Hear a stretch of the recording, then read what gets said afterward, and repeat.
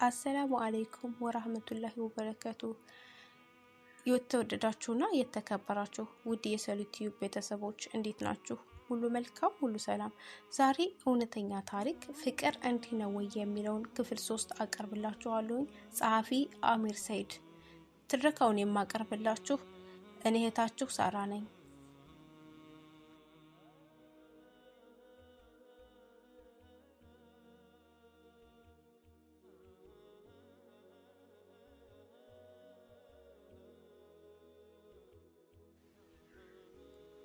እኔው ራሴን ልቤን አማከርኩት።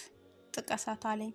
ለመጀመሪያ ጊዜ ሴትን ስጠቅስ እንደምንም ብዬ ድፍረት አሰባስቤ ባጃጅ ላይ እንዳለሁ ጠቀስኳት። እሷም ከጓደኞቼ መካከል እንደመደንገጥም እንደመደናበርም ከአንገቷም እንደመድፋትም ማረጋት። እኔም የእሷን ሁኔታ ሳይደነገጥኩኝ ምን ነባል ጠቀስኩኝ ብዬ አለፍኳትና ሄድኩኝ። በቅጽበት አንድ የቁርአን አንቀጽ ታወሰኝ፣ እንዲህ የሚለው አላህ የአይንህን ክህደትና ተንኮልን ልብ የምትደብቀውን ያውቃል። ያዋቂ አጥፊ ብዬ ራሴን ወቀስኩት። ሴትን መጥቀስ የመጀመሪያዬም ስለሆነ በጣም ደንግጫለሁ። ላብ በግንባሬ ፍጭ ይላል። በሁኔታው ጥሩ አልተሰማኝም። ባጃጄን አቁሜ መስጂድ ገባሁ። ቀጥታ ወደ መስጂድ የሄድኩት ያደኩበት የመጀመሪያ ዳዕዋ የለመድኩበት መስጊድ እንደ ቤቴ የማየው ሀርቡ ላይ የሚገኘው መስጊድ ሰላም ገብቼ በሰራሁት ነገር አላህን ፈርቼ ውዱ አድርጌ 2 ረካዓ ሶላት ሰገድኩ። ተውበት አድርጌ ከመስጊድ ሰላም ወጥቼ ወደ ስራ የተመለስኩኝ። ቀኑ መሸ። ሁሌም ማታ ቀን የሰራሁት ብር አንድም ሳላስቀር ለአባቴ እሰጣለሁ። አባቴም ይመርቀኛል። አይዞህ ልጄ አብሽር፣ የኔ ድህነት ኑሮ አላህ ይብቃህ ይበለኝ። አላህ ያንተን መጨረሻ ያሳየኝ፣ ጥሩውን ሁሉ ይግጠምህ፣ እንዳስደሰትከኝ አላህ ያስደስተህ ብሎ ግንባሬን ይስመኛል። እኔም የአባቴን ለማስደሰትና የባጃጅ ዕዳዋን ለመክፈል በቀን ብዙ ብር ገቢ ለአባቴ እየሰጠሁ እሱም ብሩን ሳያጠፋ ያስቀምጣል። ጧት ላይ ከመኝታ ያስነሳ አባቴ አንድ ሐሳብ ጠቆም አረገኝ። ለተወሰኑ ቀናቶች ኮምቦልቻ ከተማ ስራ ከሀርቡ የተሻለ ኮምቦልቻ ስራ አለ። ቀን እየሰራህ ከኮምቦልቻ ሀርቡ ብዙም ስለማይራራቅ ማታ እየመጣህ ብታድር ምን ይመስልሃል ብሎ አባቴ አማከረኝ። እኔም አባቴ ሐሳብ ተስማማሁ። ጧት ሱቢን ሰግጄ ባጃጄን ይዤ ኮምቦልቻ ሄዳለሁ። ስሰራውልና ማታ ከ2 ሰዓት በኋላ ሀርቡ ቤት ይገባለሁ። ኮምቦልቻ በምሰራበት ጊዜ በስራ ቢዚ ስለመሆን ይችል ልጅ በአይን በመለያየቴ የአይን ፍቅር ከያዘኝ ልጅ ከመፈንጠሬም ረሳኋት። የተወሰኑ ቀናት ከሱብሂ በኋላ ወደ ኮምቦልቻ እየሄድኩኝ ማታ ኢሻ እየተመለስኩ መስራቱን ተያይዤዋለሁ። ግን ገቢውን ከሀርቡ ከተማ ጋር ስናወዳድረው ብዙም ልዩነት የለውም ነበር። እንደውም ሀርቡ ይሻላል። የኮምቦልቻና የሀርቡ የቀን ገቢ የማስገባውን ሳያይ አባቴ ብዙም ልዩነት የለውም ከድሬ እዚሁ ሀርቡ ብሰራ ይሻላል አለኝ። እኔም አባቴ ያዘዘኝን እምቢ ብዬ አላቅም። ከልጅነቴ ጀምሮ ኮምቦልቻ መሄዴን ትቼ እዛው ሀርቡ መስራት ጀመርኩ። ቀኑ ማክሰኞ ነው። ወደ ታች አንድ ሰው ቀርቶኝ አንድ ሰው የሚሄድ አለ እያልኩኝ ስጣራ አጅሪት የአይን ፍቅረኛ ኮምቦልቻ ስሰራ ከነ መፈጠሯ የረሳዋት ልጅ ከፊቴ ከቻለች። ባጃጁ ካቆምኩበት ፊት ለፊት አይን ለአይን ተገጣጠም። የሚያምር ጥርሷንና መልኳን ፈገግታዋን አሳይታኝ አለፈች። ምን ነው ጠፋህ የምትል ትመስላለች። በአንደበቷ ጠፍቼ በመምጣቴ ፊቷ ላይ የደስታ ስሜት ይታይባታል። እኔ ኮምቦልቻ ለስራ ሲሄድ ምን ሆኖ ጠፍቶ ነው ብላ የተጨነቀች ይመስላል። ስትሄድ ዘወር እያለች ታየኛለች። እኔም የሚሆነውን ነገር ፊት ለፊት ለመከታተል ውጭ ከባጃጁ መስታወት አልፌ እሷን ከመመልከት ውጭ ምንም መወሰን አልቻልኩም። ልጅቷ እየራቀችኝ ሄደች። እኔም የተወሰኑ ቀናት ከማሰብ የተገላገልኳት ልጅ የሚያምር ፈገግታዋን፣ ሳቋን እንዳሳየችኝ ምን እንደተሰማኝ ምን እንደነካኝ አላቅም። ቶሎ በፍጥነት ባጃጄን አስነስቼ ተከተልኳት። እኔ ባጃጅን ካቆምኩበት ትንሽ ራቅ ብላ ወደፊት ሄዳለች። በፍጥነት በመንዳት ደረስኩባት። እኔም ከእሷ እልፍ ብዬ ባጃጁን አቆምኩት። ማን ብዬ ልጥራት? ስሟን አላውቀው።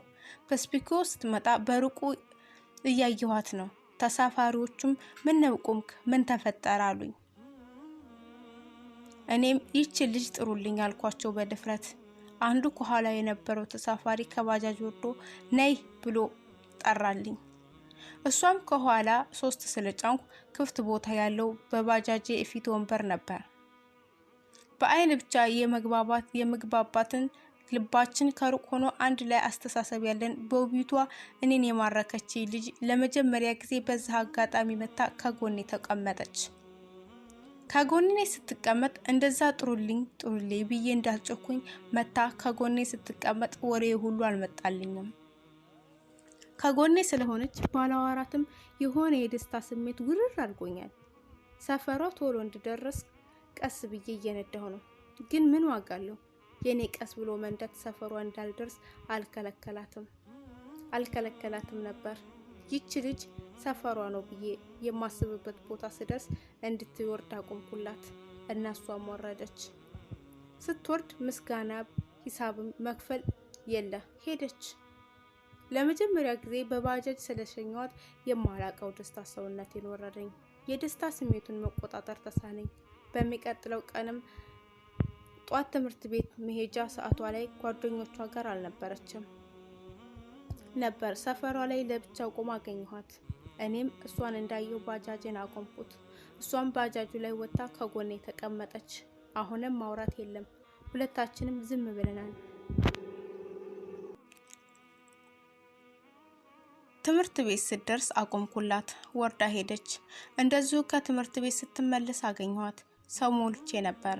በትርፍ ያስኳት። እየመጣን ደብተሯን በትርፍ ስለጫንኩት ከፊት አስቀመጠችው። ደብተሯን የመጀመሪያውን ገጽ ስገልጸው ስሟን አየሁት። ይቺ የተረጋጋች ዝምተኛ ቆንጆ ልጅ ስሟ ሰዓዳ መሐመድ ብሎ የምትማርበት ደብተር ነገረኝ። እኔ ስሟን እንዳየው ሳኩኝ። እሷም ምን ነው ምን አሳቀህ አለችኝ። እኔም አይ አባትሽ አባቴ መሰለኝ ስማቸው አንድ ነው አልኳት። አሪፍ ነው አለችኝ። የእኔ እና የሰዓዳ ወሬ የመጀመሪያችን ሆነ። በተገናኘን ቁጥር ስንፈራራ ስንደባበቅ ማውራት ጀመር። ብዙ አውርቻት ትንሽ ካወራችኝ እጠግባለሁ። ስታወራ አትቸኩልም። ብዙ አዳምጣ ትንሽ የምትመልስ በሳል አይነት ሴት ልጅ ነች። ሴትም የመጀመሪያ ስለሆነ ነው መሰለኝ ወደድኳት። እሷንም ጠየቅኳት ከአሁን በፊት የወንድ ጓደኛ እንደሌላት፣ አንተ ግን እንዴት እንደቀረብኩህ አሁን ድረስ ይገርመኛል። ግን ባለፈው የጠፋው የት ሄደህ ነው አለችኝ። እኔም ለስራ ኮምቦቻ እንደነበርኩ ነገርኳት። ሰዓድም ቤተሰቦቿ እንደሚቆጣጠሯትና አባቷን እንደምትፈራው ብዙ የቤታቸውን ሚስጥር በተረጋጋ አነጋገር ነገረችኝ። ሚስጥሩ ለኔ ታጫውተኝ ይዛለች። ስለ አባቷ ነገረችኝ። የተጋነነ ሀብታም ባይሆንም በእህል ንግድ የሚተዳደር መካዝን አለው። እኔም የምትለኝን እያዳመኩኝ ነው። አባቷን ጊዜ ሳይወስድብኝ ወዲያውኑ አወቅኩት። የሰዓድ አባት ለእሷ የሚመኝላት ሀብታም ባል ለመዳር የሚቀምጥ በኑሮውም የተሻለ ሲሆን ባለሀብት ወንድሞቹ ያሉት ነው።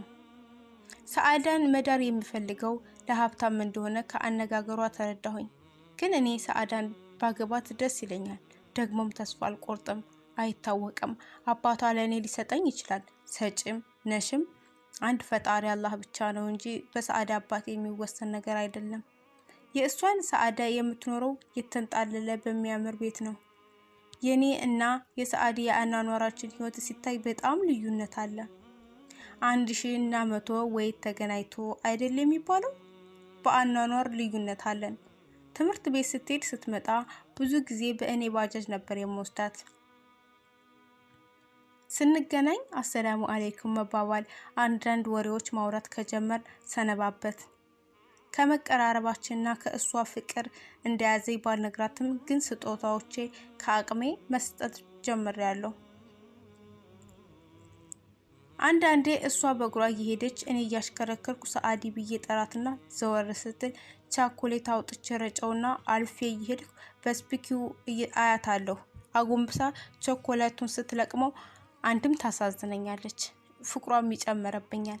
ከመቀራረባችንም የተነሳ በጣም ተላመድ። የእሷ ፍቅር ማታ ማታ ሆነ ችግሩ። ሲመሽ ማታ ማታ አቤት ያንቺ ፍቅር ሲበረታ አይደል የሚባለው። ቀን እሷን አይቼ ማታ ሲሆን ስገላበጥ አድራለሁ። ህልሙ ሁሉ ሰአዳ ጋር ተጋብቼ ልጅ ወልጄ ሆነ።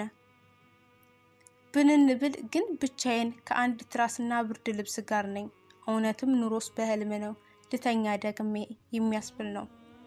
ተኝቼ እስከሚነጋ ሰአድን እስካያት እቸኩላለሁ። ደግሞ ከሁሉም አስቸጋሪ የናፍቆት ቀናቶች አሉ፣ ቅዳሜና እሁድ። ሁለቱ ቀናቶች ትምህርት የሌሉበት ቀኖች ስለሆኑ እንደ አንድ ሳምንት ይርቁብኛል። ሰአድን እንደምወዳት በአፌ ለመናገር ከበደኝ። እንዴት ብዬ ልንገራት እያልኩኝ ብቻዬን ሀሳብ ሳወርድ ስሰቅል ፍቅሬን በቃላት የሚገልጽበት አንድ መፍትሄ መጣልኝ። ለምን ደብዳቤ ጽፌ አልሰጣትም ብዬ ሀሳብ መጣልኝ። እኔም ተጨንቄ ተጠብቤ በልቤ ያስኩትን በጽሁፍ ለመግለጽ ቃላት እያነሰኝ ስጽፍ ስሰርዝ ወረቀቱ የፍቅር ደብዳቤ ሳይሆን ሕፃን ልጅ ፊርማ የተለማመደበት መሰለ። እንደገና በሌላ ወረቀት ፍቅሬን ለመግለጽ ቃላት ከሀረግ ከስኔ ማዋቀር ጀመርኩኝ። ግን ዋናው አላማዬ ወድሻለሁ ለማለት አይደል? በስተመጨረሻው ሰአዲ ወድሻለሁ፣ መውደዴ ደግሞ እስከ ወደፊት የትዳር አጋሬ ከአንቺ ልጅ መውለድ እፈልጋለሁ ብዬ ሀሳቢ ቢበዛም በዚሁ ዘጋሁት። በጻፍኩት ወረቀት ላይ አበባ አብሬ በቀይና በሰማያዊ እስክርቢቶ አሸብርቄ የፍቅር ደብዳቤን ጽፌ ቀኑ ጅምዓ ነበር። ከትምህርት ቤት ስትመለስ ሳታየኝ አማርኛ ደብተሯ ውስጥ ጨመርኩት። ከባጃጅ ስትወርድ ወረቀቱ እንዳይጠፋ ወይ ቤተሰብ እንዳያይባት እንድትጠነቀቅ ብዬ ሰአዲ አማርኛ ደብተርሽ ውስጥ የሆነ ነገር አስቀምጬልሻለሁ እንድታየው አልኳት። እንድታነበው ብዬ አስታወስኳት። ሰኞ ደብዳቤውን አንብባው ነበር። መልሱን ይዛው መጣች። ለጻፍክልኝ ደብዳቤ መልሼ ጽፌልሃለሁ መጥቻለሁ። ልስጥህ ወይስ ፊት ለፊት መልሴን ብነግርህ ይሻላል ብላ ኮስተር አለች። የልቤ ምት በድንጋጤ መፍጠን ጀመረ።